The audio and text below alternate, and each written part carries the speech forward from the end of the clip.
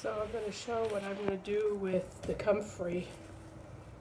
This morning I picked some fresh comfrey outside, and I'm going to make some comfrey poultices. And it looks like this. Yeah, it looks kind of weird, slimy. But I add some comfrey root powder and a little bit bentonite clay. You can also add a little bit of flour to make the consistency more pasty. And then I go to the dollar store and I get these little piddle pads. The type is backwards because I've got the phone backwards, but they're pads tabbies, or at dollar store, little piddle pads for pets. They're sterile, and so then I cut them into the size of the area that I want to apply them to.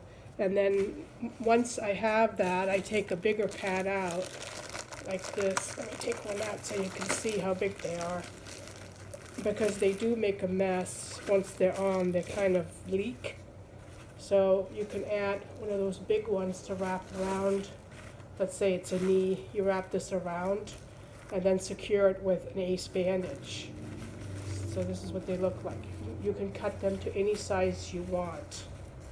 So then once I do that, then I make these little individual comfrey like this, put them on here. And I try not to make them too thick because they do leak a little bit at night. So you want to put like one of those pads below you as well. And then I put them on here, and then I secure it by folding it. Let me take this out of the way, like this.